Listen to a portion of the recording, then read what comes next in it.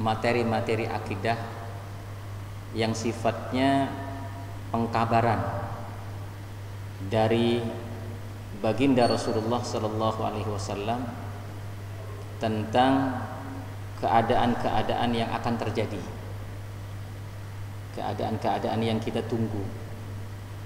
Ini banyak hadis-hadis dijelaskan oleh Rasulullah dan ditulis oleh ulama-ulama ahli hadis pada masing-masing kitab mereka. Dan ini perlu juga kita ketahui, bahkan kita imani. Sepanjang hadis itu hadis yang sudah disepakati kesohihannya, sehingga dan itu pasti terjadinya. Yang sudah berlalu itu kebetulan pas dengan apa yang pernah disabdakan oleh baginda Rasulullah sallallahu alaihi wasallam. Bapak jamaah sekalian rahimakumullah, sejak Rasulullah sallallahu alaihi wasallam diangkat menjadi nabi dan rasul, maka dimulailah peradaban Islam. Islam kemudian berkembang di Madinah, kemudian ditaklukkan Mekah. Setelah itu di masa Khulafaur Rasyidin, setelah baginda Rasulullah sallallahu alaihi wasallam wafat, maka Islam semakin berkembang.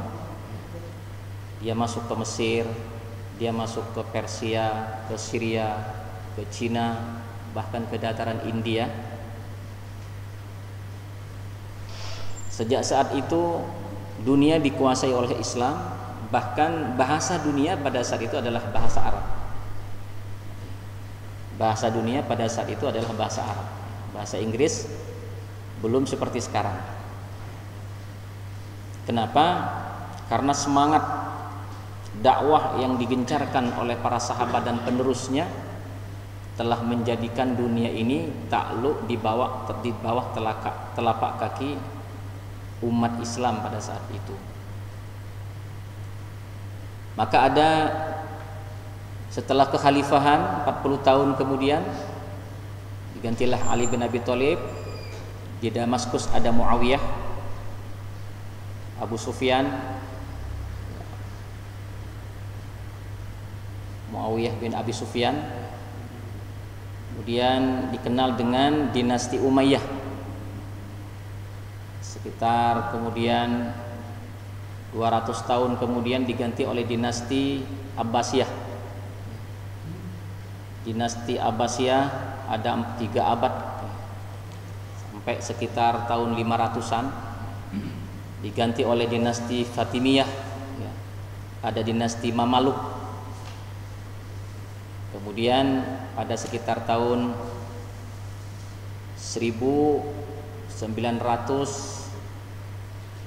500-an berdirilah yang disebut dengan kerajaan kekhalifahan Turki Utsmani yang berkekuatan di Turki. Dan kekhalifahan Turki itu kemudian hancur pada tahun 1924. Pada 1924.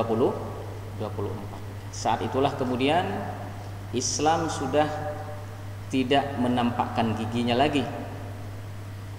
Karena pelan-pelan Eropa Barat mulai menjatuhkan kekuatan Islam karena lamanya berkuasa, kemudian lamanya dalam masa berjaya, maka muncul kelemahan-kelemahan. Karena Allah sudah berjanji, wa tilkal ayyamu nudawiluha bainan nas. Kemenangan dan kekalahan itu akan aku pergantikan di antara manusia, supaya manusia bisa mengambil pelajaran di saat ketika mereka berjaya, di saat mereka ketika dalam keadaan runtuh. Dahulu ada Yunani yang memegang kejayaan dunia. Yunani kemudian jatuh dengan Persia dan Romawi. Persia dan Romawi dijatuhkan oleh Islam. Dan Islam ini paling lama menguasai dunia. Maka ketika 1924, jadi mungkin masih baru saja, ya.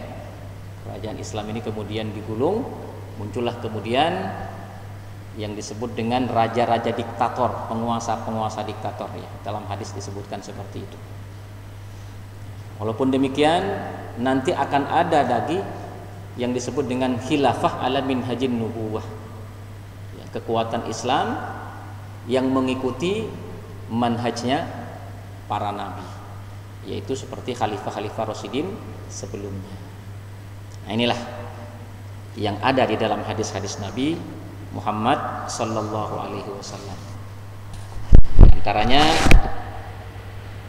yang kita kenal, ada seseorang yang namanya Muhammad bin Abdullah yang nanti akan diangkat oleh Allah menjadi pemimpin umat Islam ini, sehingga umat Islam akan dibawa kepada kemenangan, dibantu oleh turunnya Isa al-Masih. Ini merupakan akidah, merupakan keyakinan yang harus ada. Jangan-jangan mungkin pada masa kita, atau mungkin jangan-jangan pada masa anak-anak kita atau cucu-cucu kita. Karena setiap generasi ini telah diperingatkan oleh para ulamanya. Setiap generasi ini dibacakan, karena di dalam hadis sudah ditulis. Oleh karenanya mari kita baca hadis-hadis sahih yang berkenaan tentang akidah dan keimanan tentang perkara yang akan datang yang dikabarkan oleh baginda Rasulullah sallallahu alaihi wasallam. Pertama, tentang hadis-hadis tentang kemunculan Imam Mahdi. Di antaranya adalah hadis yang diriwayatkan oleh Imam Bukhari pada kitab Al-Buyu' bab madzakiru fil aswaq, di riwayat-riwayat tentang pasar. Kemudian di riwayat Muslim pada kitab Al-Fitan bab pembenaman tentara yang menuju ke Baitullah. Jadi kalau kita punya kitab Bukhari, punya kitab Muslim, kitab pegangan umat Islam, itu di bab-bab terakhir, bab fitan, bab fitnah, atau bahkan Imam Bukhari menulis di bab buyu, bab jual beli, ini diterangkan tentang akan munculnya khilafah, ya, akan munculnya sebuah kepemimpinan yang akan dipimpin oleh seorang yang disebut dengan Imam Mahdi, yang dikenal dengan Muhammad bin Abdullah namanya. Mari kita lihat hadisnya. Hadis yang pertama dari Aisyah Ummul Mukminin radhiyallahu anha telah berkata, pada suatu hari tubuh Rasulullah sallallahu alaihi wasallam bergetar dalam tidurnya. Lalu kami bertanya, mengapa engkau melakukan sesuatu yang belum pernah engkau lakukan sebelumnya, wahai Rasulullah? Rasulullah sallallahu alaihi wasallam menjawab, akan terjadi suatu keanehan, yaitu bahwa sekelompok orang dari umatku akan berangkat menuju Baitullah Ka'bah untuk memburu seorang laki-laki Quraisy yang pergi mengungsi ke Ka'bah. Sehingga apabila orang-orang tersebut telah sampai di sebuah padang pasir atau al-baida bahasa Arabnya, maka mereka kemudian ditelan bumi. Kemudian para sahabat bertanya, bukankah di jalan padang pasir itu terdapat berbajam-bajam orang ya Rasulullah? Artinya ketika penyerangan seorang laki-laki tadi, itu di padang pasir itu banyak macam-macam orang. Beliau menjawab, benar, di antara mereka yang ditelan tersebut ada yang sengaja pergi untuk berperang, dan ada pula yang dipaksa untuk berperang. Karena pada saat itu ada penguasa yang akan memerangi Muhammad bin Abdullah ini. Maka di perjalanan ada orang-orang yang dipaksa untuk ikut berperang juga, memburu yang dianggap musuh ini. Akan tetapi mereka binasa dalam satu waktu dan tempat yang sama, sedangkan mereka berasal dari arah atau niat yang berbeda-beda. Kemudian Allah Subhanahu wa ta'ala akan membangkitkan mereka pada hari berbangkit menurut niat mereka masing-masing. Ini Pak yang akan terjadi nanti dalam sebuah hadis yang lain, ketika terjadi perselisihan di tengah-tengah kekhalifahan Arabia.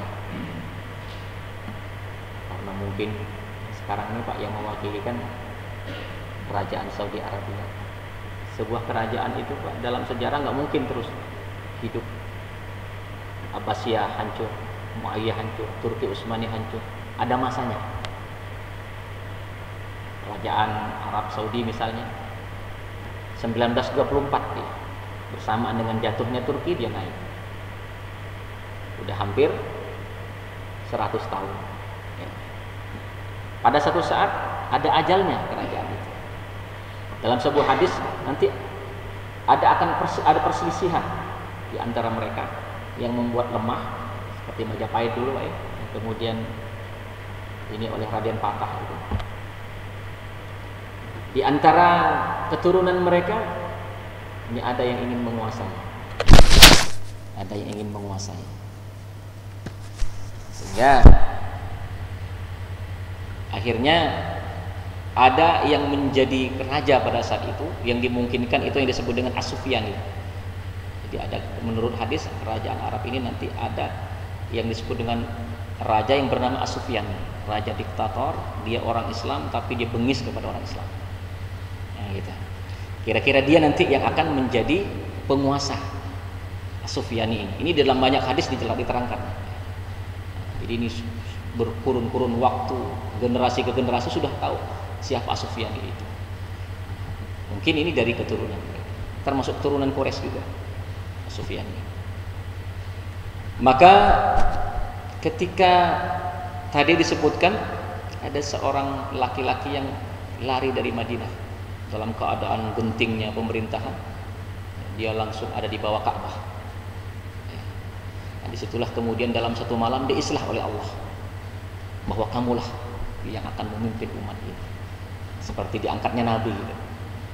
Seperti diangkatnya Nabi-Nabi. Tapi ini adalah diislah namanya. Dia tidak tahu bahwa dia siapa, dia hanya orang yang pasrah kepada Allah. Nah, pada saat itu dia kemudian memberitahukan kepada temannya yang hanya merupakan sekelompok kecil, ya. Kemudian ada orang-orang Mekah yang tahu tentang dia, dibaiat. Setelah dibaiat, dia dijadikan pemimpin. Akhirnya diketahui oleh kerajaan. Kerajaan mengirim pasukan, ya, mengirim pasukan untuk menangkap orang ini. Untuk menangkap orang ini. Disebutkan tadi kan di perjalanan banyak orang-orang diajak semua, gitu kan? Nggak tahu mau kemana, nggak taunya ingin menangkap ini, dijadikan tentara. Gitu. Nah, ternyata disampainya di Baidah ini Allah benamkan mereka ke dalam bumi. Jadi tentara-tentara ini Allah benamkan ke dalam bumi. Nah, dengan demikian ketahuilah ciri-cirinya, bahwa ciri-cirinya Imam Mahdi itu seperti itu. Ketika diserang oleh kekuasaan pada saat itu, kemudian dia dibenamkan, maka semua ulama yang paham di seluruh dunia akan mengirim utusan ke sana.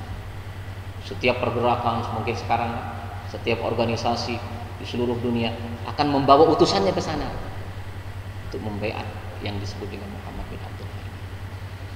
Inilah mas sekalian. Nah, setelah itu terjadilah kemudian peperangan dulu dengan kerajaan Arab As-Sufyani ini, yang kemudian dimenangkan oleh Imam Mahdi. Ini baru kita baca hadis-hadisnya. Yang kedua,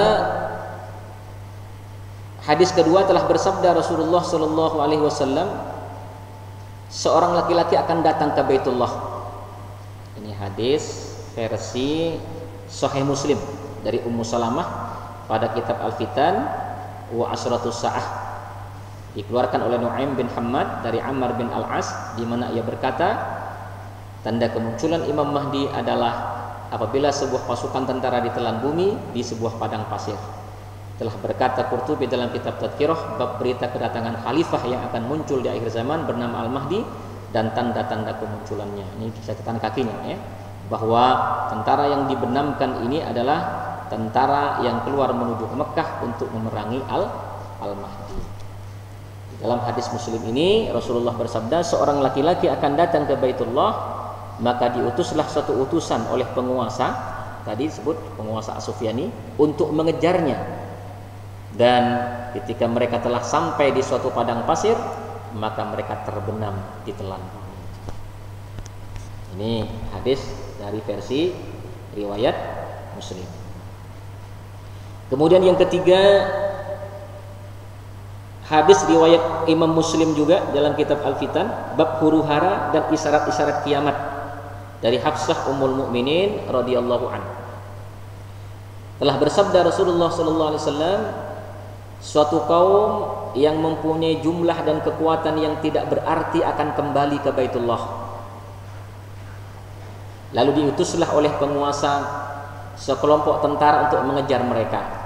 Jadi versi hadisnya banyak ya Pak ya.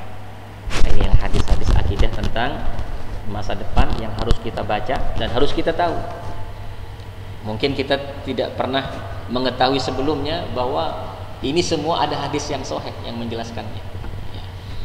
Suatu kaum yang mempunyai jumlah dan kekuatan yang tidak berarti akan kembali ke Baitullah. Jadi Muhammad bin Abdullah ini bersama kelompoknya. Ada yang mengatakan jumlahnya sama seperti jumlah tentara perang Badar, 313 orang saja. Dia datang ke Ka'bah di saat kerancuan kerajaan pada saat itu. Seperti itu. Maka ketika dibaiat, lalu diutuslah oleh penguasa. Setelah didengar oleh penguasa bahwa dia telah dibaiat dijadikan pemimpin, ya, lalu diutuslah oleh penguasa sekelompok tentara untuk mengejar mereka, sehingga apabila mereka telah sampai pada suatu padang pasir, maka mereka ditelan bumi. Ini hadis riwayat Muslim juga ya, hadis riwayat Muslim dalam bab fitan dan asratus sya'ah, ya, huru-hara dan isyarat-isyarat kiamat, dari Hafsah Ummul Mukminin radhiyallahu anha. Kemudian hadis yang keempat diriwayatkan dari Muslim juga pada kitab Fitan. Ada beberapa riwayat yang dikumpulkan oleh beliau. Telah bersabda Rasulullah sallallahu alaihi wasallam, sungguh Baitullah ini akan diserang oleh suatu pasukan, sehingga apabila pasukan tersebut telah sampai pada sebuah padang pasir, maka bagian tengah pasukan itu ditelan bumi. Lebih jelas lagi nih Pak ya, hadis ini lebih jelas lagi. Bagian tengah ditelan bumi. Maka berteriaklah pasukan bagian depan kepada pasukan bagian belakang, di mana kemudian semua mereka ditenggelamkan bumi dan tidak ada yang tersisa, kecuali seseorang yang selamat yang akan mengabarkan tentang kejadian yang menimpa mereka. Ya. Ini hadis juga riwayat Imam Muslim. Mungkin dulu tidak tergambar ya. Kalau sekarang tidak mungkin ada satu kejadian kecil pun, apalagi di Mekah ya, yang tidak akan diketahui oleh setiap orang di seluruh dunia. Ya, Pak ya. Apalagi di Mekah itu sudah setiap hari ada online terus, Pak. Apa namanya? CCTV siaran langsung terus. Satelit, ada satelit di sana. Ya. Nah, inilah Allah sudah persiapkan semua. Ya. Semua orang seakan-akan merasakan. Kalau zaman dulu kejadian di sana, di Indonesia tidak merasakan. Kalau zaman sekarang ketegangannya ikut merasakan. Inilah yang dipersiapkan oleh Allah. Jadi adanya teknologi yang seperti itu Allah sudah persiapkan semua. Nah, dulu mungkin belum tergambar. Ya. Nah, sekarang nanti dengan munculnya Dajjal, mungkin sudah akan terberitakan. Ya, akan terberitakan dengan secepat kilat. Seperti itu. Kemudian hadis kelima, ini riwayat dari potongan dari riwayat hadis Ahmad ya, dalam musnadnya dan Abu Daud serta Al-Hakim dalam Al-Mustadraknya, disahihkan oleh Syekh Ahmad As-Sakir dan Al-Albani dalam As-Sahihah nomor 579.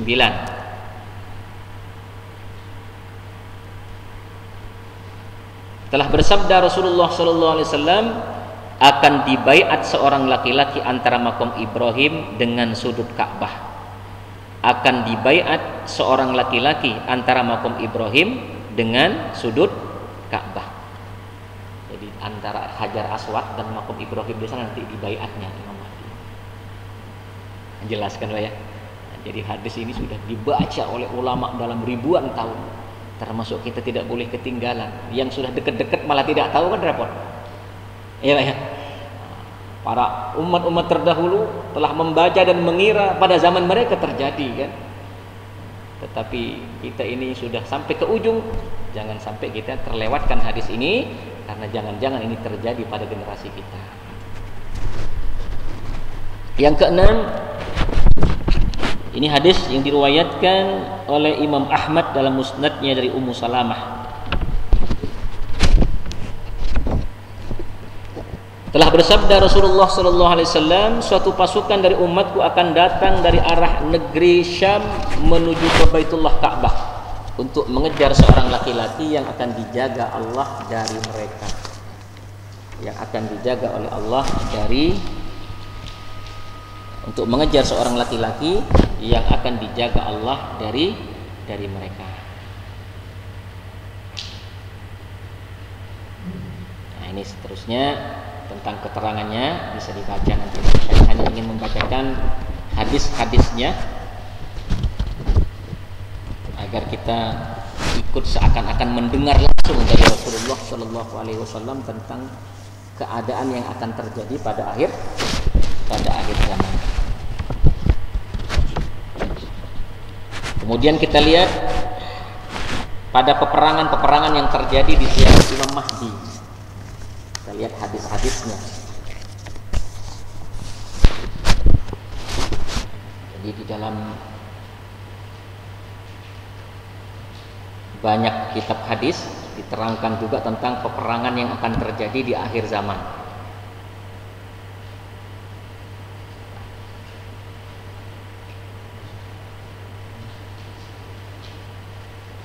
Waktu-waktu terjadinya peperangan Al-Mahdi yang utama. Peperangan pertama Al-Mahdi adalah perang melawan semenanjung Arabia. Yang dimungkinkan yang dimaksud itu adalah yang dipimpin oleh As-Sufyani tadi. Kemudian perang melawan Persia, perang melawan Rom. Rom ini maksudnya Amerika dan Eropa. Perang melawan Konstantin, ini maksudnya perang dengan Turki. Perang melawan kaum Nasrani Roma. Perang melawan Turki, dan perang yang terakhir adalah melawan kaum Kaus dan Kirman. Ini adalah kaum Kaus dan Kirman ini adalah Cina, Rusia dan Jepang. Ini kekuatan-kekuatan dahsyat ini nanti akan dihadapi oleh Imam Mahdi. Coba seandainya tidak ada pertolongan Allah. Dikatakan kalau bumi ini sudah penuh dengan kezaliman, maka Allah akan mendatangkan seorang laki-laki yang akan memimpin umat Islam.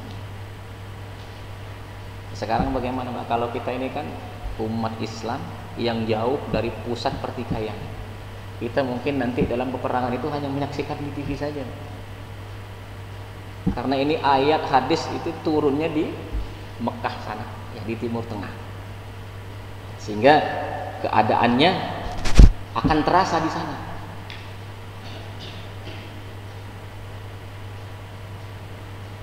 Israel, iya Pak ya, kayak apa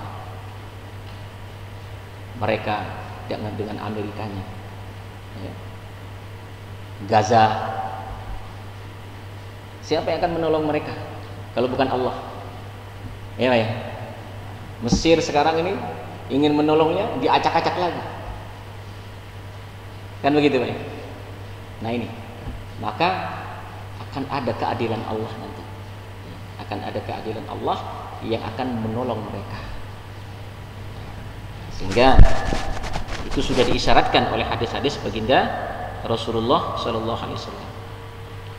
Pertama, hadis-hadis Rasulullah yang menerangkan peristiwa tersebut adalah, ini diriwayatkan oleh Imam Muslim dari Nafi' bin Atabah, diriwayatkan juga oleh Imam Ahmad dan Imam Ibnu Majah. Telah bersabda Rasulullah Sallallahu Alaihi Wasallam, kamu akan memerangi semenanjung Arabia. Ini hadisnya yang tadi. Mahdi pertama akan memerangi semenanjung Arabia. Ini hadis-hadis sahih, hadis Muslim. Lalu Allah akan menaklukkannya untukmu, menang. Dalam keadaan menang. Kemudian perang melawan Persia. Gimana? Lalu Allah akan menaklukkannya untukmu. Setelah itu Persia, di mana Allah akan menaklukkannya untukmu. Persia ini Iran. Di daerah Iran itu dulu sebelum namanya Iran itu daerah Persia namanya. Di daerah Iran itu. Ya. Itu Syiah di sana. Kenapa Syiah? Ya. Karena ini adalah Imam Mahdi versi Sunni. Ada juga Imam Mahdi versi Syiah. Kalau versi Sunni ini kan kata Rasulullah hadisnya tadi Muhammad bin Abdullah. Namanya sama dengan namaku, nama bapaknya sama dengan nama bapakku. Jelas. Muhammad bin Abdullah. Ini di Syiah dipelintir, Pak. Di Syiah Isna Asar, ya. Di mana mereka punya imam yang ke-12 yang namanya Muhammad bin Hasan Al-Askari. Ya, Muhammad bin Hasan Al-Askari ini kemudian hilang. Nah, hilang kemudian ditunggu sampai sekarang. Dialah nanti yang akan menjadi pemimpin, yang menjadi Imam Mahdi. Jadi di sana ada namanya Kota Samara, ada gua. Nah, sampai sekarang di situ diadakan ritual-ritual, doa-doa supaya cepat keluar. Muhammad bin Hasan Al-Askari. Ini apa? Imam Mahdi versi Syiah. Hadisnya dipelintir. Padahal Nabi Muhammad bilang Muhammad bin Abdullah. Namanya sama dengan namaku, nama bapaknya sama dengan nama bapakku. Di sana namanya sama dengan namaku, nama bapaknya sama dengan nama anakku, Hasan, maksudnya Sayyidina Hasan, cucunya. Nah, seperti itu cucunya. Nah ini. Nah, maka ketika mereka mendengar munculnya Imam Mahdi versi Sunni ini kan mungkin mereka nggak terima kan, maka akan terjadi peperangan nanti antara Sunni dan Syiah pada saat itu. Perang melawan Persia. Di mana Allah akan menaklukkannya untukmu, menang lagi. Kemudian Rum, di mana Allah akan menaklukkannya untukmu. Ini peperangan dahsyat nanti dengan Rum ini, Pak. Disebut dengan Malhamah Kubro. Bayangkan, ya. Ini ada 80 bendera, dikumpulkan semua Eropa, ya, kekuatan Eropa dan Amerika. Di dalam hadis dikatakan ada 80 bendera, masing-masing bendera itu ada 12.000 tentara yang akan memerangi Imam Mahdi. Di situ peperangan yang sangat besar. Nah, diceritakan di belakang. Ya, kemudian Rum, di mana Allah akan menaklukkannya untukmu, kemudian kamu akan memerangi Dajjal, di mana Allah akan menaklukkannya untukmu. Setelah selesai dengan peperangan Rum ini, begitu Imam Mahdi dan tentaranya pulang, ternyata ada setan mengatakan Dajjal telah datang, gitu kan? Akhirnya Dajjal waktu itu siapa? Imam Mahdi mau sholat, melaksanakan sholat subuh, ya, di masjid. Kemudian ada yang berteriak Dajjal datang. Saat itu pula Nabi Isa turun, ya, di Damaskus itu, Pak, ya, di Menara Putih masih kelihatan kayak berminyak nih, rambut Nabi Isa. Nah, setelah itu maka Nabi Isa didorong untuk menjadi imam sama Imam Mahdi. Maka Nabi Isa mundur. Kenapa? Masing-masing umat ini akan menjadi imam satu sama lain. Maka kemudian Imam Mahdi menjadi imam. Nah, setelah salam itu Nabi Isa sudah melihat Dajjal meleleh seperti garam kena air. Dajjal ini hanya takut kepada Nabi Isa, ya. Begitu dilihat oleh Nabi Isa, Dajjal ini meleleh seperti garam kena air. Tapi ditakdirkan oleh Allah bahwa Dajjal itu akan mati ditombak Nabi Isa, ya. Pada akhirnya Dajjal nanti setelah dia keliling dunia selama 40 hari, Dajjal ini akan keliling dunia selama 40 hari. Hari yang pertama seperti setahun, hari yang kedua seperti sebulan, dan seterusnya dan seterusnya. Cuma yang tidak disinggahi itu adalah Mekah dan Madinah saja. Nah, terakhir kemudian ketemu Nabi Isa, dibunuh oleh Nabi Isa alaihissalam. Kemudian yang kedua telah bersabda Rasulullah sallallahu alaihi wasallam, ini dalam hadis sahih diriwayatkan oleh Imam Ahmad dan Abu Daud. Setelah pembangunan Baitul Maqdis adalah berarti hancurnya Yasrib, kota Madinah. Ya. Setelah pembangunan Baitul Maqdis adalah berarti hancurnya Yasrib atau kota Madinah. Dan setelah hancurnya Yasrib adalah berarti terjadinya pertempuran. Dan setelah terjadinya pertempuran adalah berarti penaklukan Konstantin, ini Turki. Dan setelah penaklukan Konstantin adalah berarti keluarnya Dajjal. Ya. Setelah pembangunan Baitul Maqdis adalah berarti hancurnya Yathrib. Pembangunan Baitul Maqdis yang mana ini Pak, yang dimaksud oleh hadis? Dulu maksudnya? Tidak. Ini maksudkan ini Baitul Maqdis dihancurkan, kemudian muncul di sana sebuah kerajaan.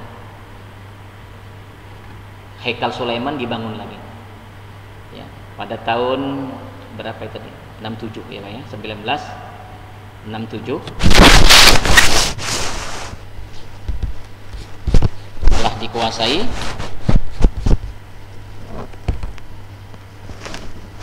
Yahudi menduduki tahun berapa Pak? Ya, 1967 Pak ya. 1967 pendudukan Palestina oleh Israel. Nah, sampai sekarang ini Baitul Maqdis itu sudah bagian bawahnya sudah gitu. Jadi yang digambar-gambar itu bukan Baitul Maqdis itu Pak. Ditipu kita. Ada di belakang. Nah, di situ nanti Baitul Maqdis dihancurkan, dibangun Haikal Sulaiman. Di bedeng Candi Salamon, di dekat tembok ratapan yang sekarang pada situ pada nangis-nangis. Nah, Baitul Maqdis ini ada di atas Bukit Zion, dibangunnya di atas Bukit Zion. Nah, mereka berkeyakinan bahwa kerajaan Yahudi itu nanti akan berada di Bukit Zion. Di situ peninggalan Haikal Sulaiman. Nah, siapa yang ditunggu oleh orang Yahudi ini? Oh, yang orang yang kita katakan sebagai Dajjal, Masihid Dajjal itu, mereka menganggapnya sebagai Tuhan yang akan ditunggu, raja yang akan ditunggu. Nah, sedangkan kita menakutkan mereka malah ditunggu. Itu. Nah, jadi singgasananya nanti ada di atas Bukit Zion. Maka ada gerakan Zionisme kan Pak. Zionisme ini artinya adalah bagaimana mengembalikan lagi seperti semula. Ada Haikal Sulaiman. Apabila itu sudah ada, ini tanda-tanda akan turunnya raja yang ditunggu tadi, yakni Masihid Dajjal itu. Di situ ada tabut dalam Al-Qur'an. Ayatikumut tabu fihi sakinatun min rabbikum wa baqiyatun mimma taraka 'alu Musa tahmiluhul malaikah wa ahlu Harun tahmiluhul malaikah. Ada satu peti, di situ ada peninggalan tongkat para nabi ada di situ. Kemudian ada mangkok yang biasa untuk mencuci dadanya para nabi ada di tabut itu. Termasuk peninggalan Nabi Musa, Nabi Harun ada di tabut itu. Karena mereka sudah sering dikuasai oleh negara lain pada saat itu, sampai tabut ini hilang. Tabut ini hilang, peti ini. Nah, kabarnya belakangan sudah ketemu di Ethiopia sana. Sudah ditemu di Ethiopia sana. Nah, sekarang ini nanti akan digotong ke Palestina sana, ke Baitul Maqdis sana, kalau ini sudah hancur dan sudah ada di situ yang namanya Candi Salamon, Haikal Sulaiman. Nah, di saat itulah kemudian itu akan turun. Itu keyakinan siapa? Keyakinan orang-orang Yahudi. Maka mereka ini berjuang untuk itu. Amerika dikuasai, ya, semua media dikuasai, berjuang untuk itu. Isa Pak. Subhanallah ya. Inilah Bapak jemaah sekalian, telah bersabda Rasulullah sallallahu alaihi wasallam, tidak akan terjadi hari kiamat sehingga kaum muslimin memerangi orang-orang Yahudi, maka mereka pun ditumpas oleh kaum muslimin, sehingga apabila orang-orang Yahudi itu bersembunyi di balik batu dan pepohonan, maka batu dan pohon itu akan berkata, wahai kaum muslimin, wahai hamba Allah, ini orang Yahudi ada di belakangku, datanglah ke sini dan bunuhlah ia, kecuali pohon wardaqah, di mana sesungguhnya ia adalah pohon kaum Yahudi. Inilah Bapak Ibu sekalian, kopikan tinggal dibaca masing-masing di rumah tentang kabar Rasulullah, apa yang akan terjadi di akhir zaman. Oleh karenanya kita jangan sampai terlewatkan untuk mengetahuinya hadis-hadis ini, karena jangan-jangan justru ada pada generasi kita, ya. Mudah-mudahan Allah Subhanahu wa taala memberikan kekuatan kepada orang Islam sehingga bisa mampu untuk mengalahkan musuh-musuhnya yang selama ini menganiaya mereka, yang selama ini telah menjadikan umat Islam lemah dan terhina. Mudah-mudahan Allah mengampuni kita, Silakan, ada pertanyaan? Iya, silakan.